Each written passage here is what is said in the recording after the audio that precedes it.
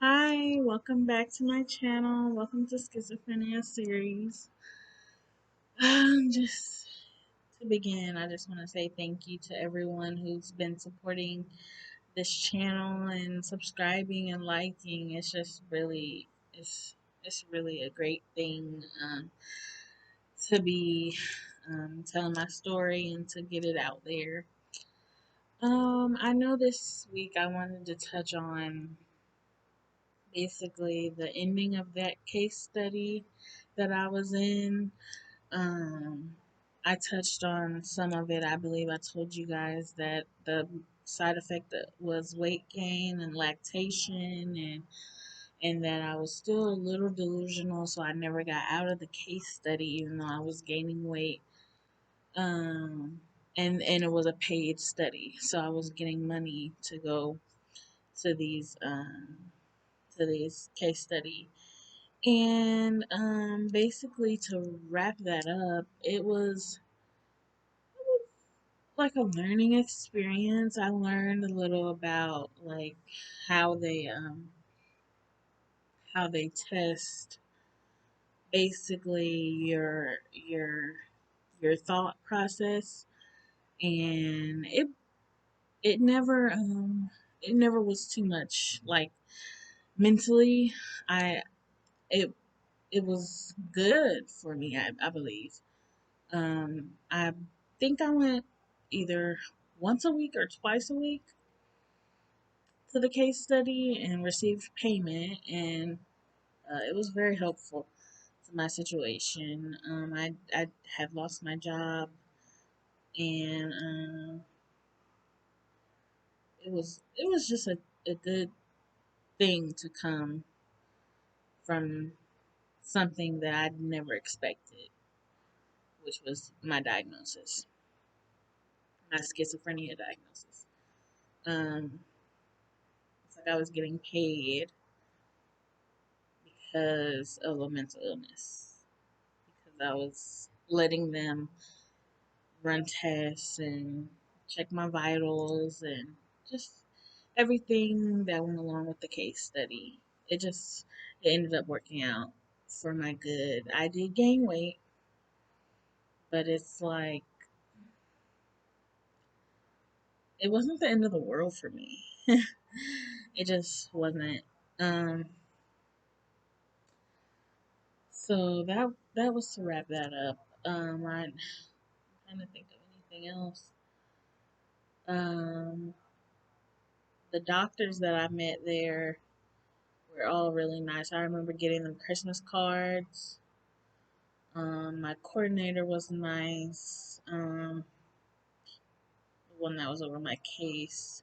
It just it was just a really good experience to not be completely alone in the diagnosis. Like I had a team alongside of me the whole way of my diagnosis. It really worked out. I also wanted to start on my disability story. So I don't know if anyone is on disability or if you know, but you do have to apply. Um, I don't remember who gave me the idea to apply. Maybe it was my parents, um, or my doctor, or both. But for some reason, I had the idea that I could apply for disability, that that mental illness was a disability. And I started the process. What year was that? Either 2018 or 2019.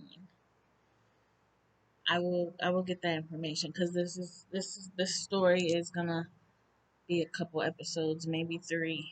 Um, I started to apply. Uh, I believe you can apply online these days, but I just can't remember how I did it. I think I applied online and then they mailed me some more paperwork to fill out. But you start online if if you have that available. And then basically it asks a lot of stuff. Um, your name, your birthday, your address, those things.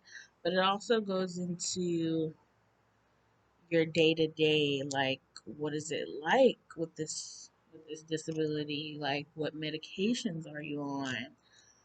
Um, just a lot of information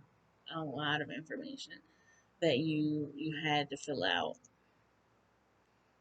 I remember getting a little overwhelmed with all the information, and I know my mom had told me, if it's too much, just save it because you can online. You can save and come back and finish it late at a later time. So I remember I actually still have the account with my social security. So if you don't know that, um, it's called My Social Security, and you can log in, and that's how you fill out your information.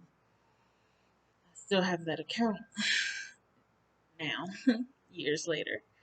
But yeah, I remember getting a little overwhelmed with filling it out, and my mom said just take a break or come back later.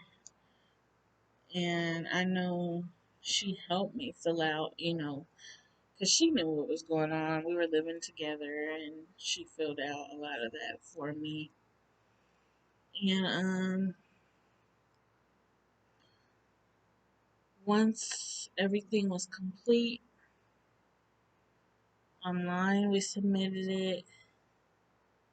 Like I said, I believe they mailed more stuff to be filled out, more paperwork to be filled out. And once that was complete, it was just a waiting game. And that's where I'll pause this story for this week. And next week, I'll just dive right back in. Thank you all. Get you next week.